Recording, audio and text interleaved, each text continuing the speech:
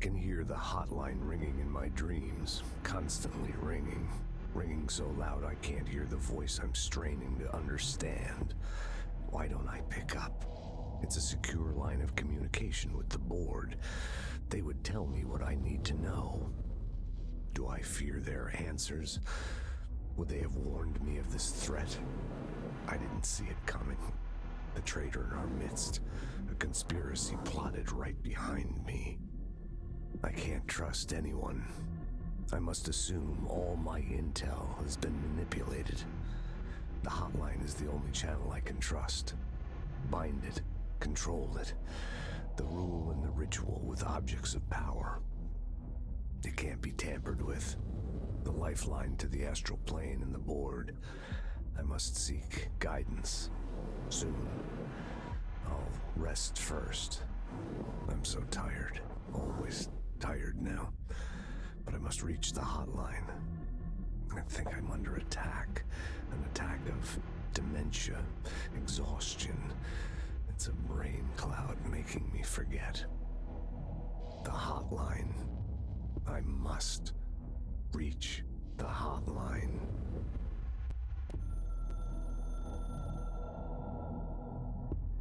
It took us a long time to learn how to stabilize the control points, the ley lines, the meridians of the oldest house. Darling found a way to soothe this beast. We discovered we must cleanse control points of all interference. It's my duty as the director, like Northmoor before me. I couldn't manage it in my own house, at my home. I'll damn well do it here. Without the control points, the oldest house would swallow us alive.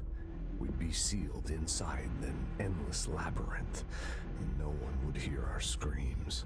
If an enemy ever managed to corrupt the control points, it'd be over fast, spreading like a cancer, leaping over the fire breaks like a crown fire. They are the weak point. Darling's right about that. He's wrong about everything else.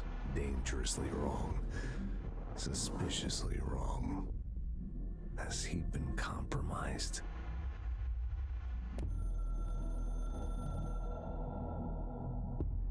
The Oceanview Motel and Casino is a familiar friend to me.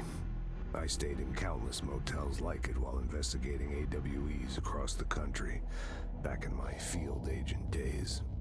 Those roadside motels all bleed together like a dream. Same and not the same. Anywhere and nowhere.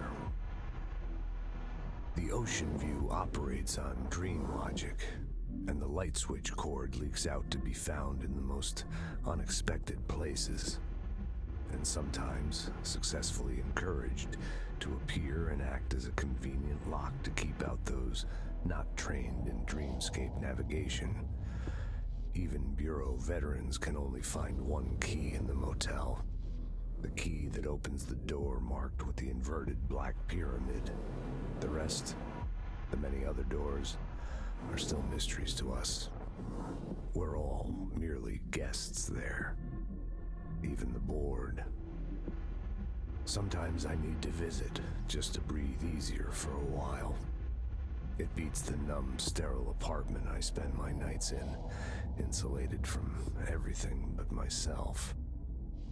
I guess that's where the whiskey comes in.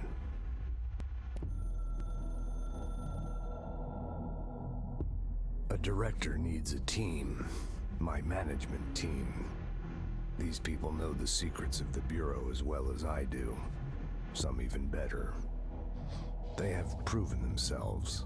Darling, Tomasi, Salvador, Marshall. Marshall especially, my head of operations. She sees right through me. She knows I don't like relying on people. The only person you should fail is yourself. So I followed my own orders. Northmoor hated my guts for that. But things change when you become director. You suddenly see this dark void for the horror show it truly is, filled with screaming fear we pretend to control. Sand leaks through my fingers. The roses I pruned in the garden back still had a family, all dead. Heat escapes my body. My thoughts are scattered. The universe keeps expanding. I can't keep up with it alone. When I forget that, things go wrong. And my team has to pick up the pieces. Damage control. To help me get out of my mess.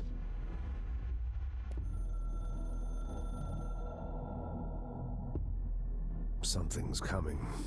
The whispers growing louder. The worst winter storm in Bureau history.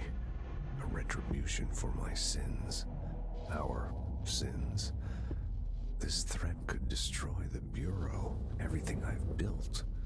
Destroy me. A web spun, turning this place against me. I catch glimpses of it in the corner of my eye. It's just out of reach. Elusive. It's clever. A perverse game of hide and seek. Is this part of an attack? Obfuscating the facts. Dimming my eyes. It's hard to tell. I need answers. I haven't heard back from Darling. I fear for my friend, my closest ally. I think we made a terrible mistake all those years ago. That thing he studies is putting us all in danger. It's my duty as director to keep the Bureau safe. It'll be difficult. What's done can't be undone. There's no easy fix. Magical thinking is a requirement for survival. Pain and suffering are mandatory. To change things, you have to break yourself.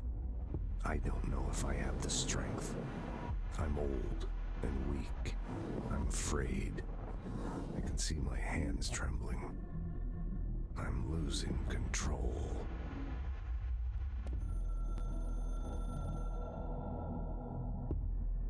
Northmoor was director before me. I never wanted his job. I never wanted power. I purposefully avoided it, didn't trust it, didn't want to rely on it. Northmoor was all about power. A man like an explosion, hungry for authority, for order, for more, until it was too much. I had to find a solution in the end, contain the situation. Northmoor never liked me, but he went along with it, to his credit. He didn't really have a choice. I suppose at the end of the day, a director's most basic duty is to keep the lights on. Here's to you, Northmoor. There were no prime candidates waiting in the wings, but I was there. Had been the whole time, keeping my head down, working my ass off. I had nothing to lose. I picked up the gun almost on a dare.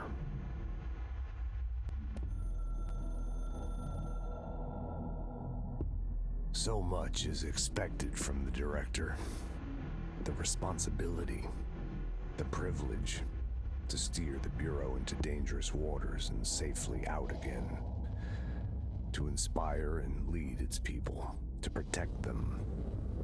The board is there to advise you, but they want things in return. You hold all this in your old, trembling hands. I had to lose everything before I could see the Bureau is the director's life. There's no room for anything else. If the forces contained here escaped, we'd be dragged back into an age of superstition, terror, death. Assuming you think we ever really left that behind. Any emergency, any major containment breach, and the lockdown goes into effect. I implemented this security measure in my first years as director. I knew we were vulnerable. I'd personally seen the cost of sloppiness. I made sure the internal lockdown could only be lifted by a directorial override, only to be used when the director is confident the sectors are safe to be opened again. This way, the director is the last line of defense.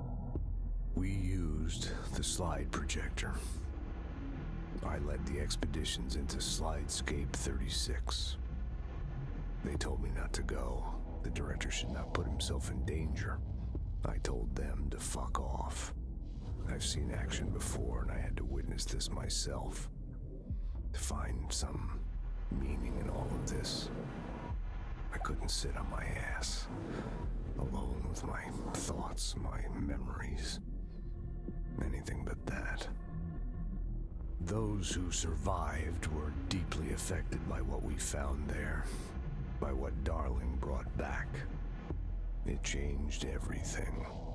Whether that's a good thing or a bad thing remains to be seen. But I did find my meaning in that desert.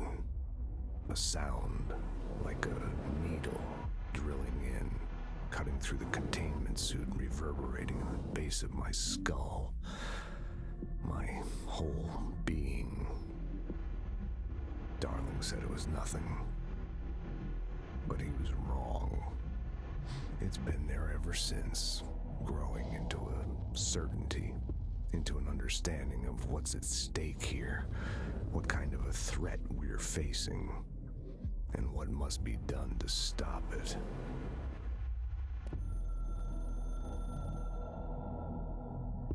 My reflection trapped in the darkness of the coffee I nurse. The rain turns the lights of the city into a mosaic on the windows. The day's paper lists all the things wrong in the world. The list grows longer by the day. The difference between the morning and the night. Coffee. Whiskey. No other difference. The alarm goes off at 5 a.m. It feels like I just closed my eyes. It's dark. I sit up on the bed in the gloom. I get up, I shower. The driver waits for me downstairs, takes me to the oldest house. An old man stares at me in the car window. It's raining. It's dark.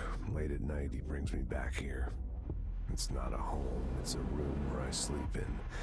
Waking up just as tired as I was before going to bed. Endless grind.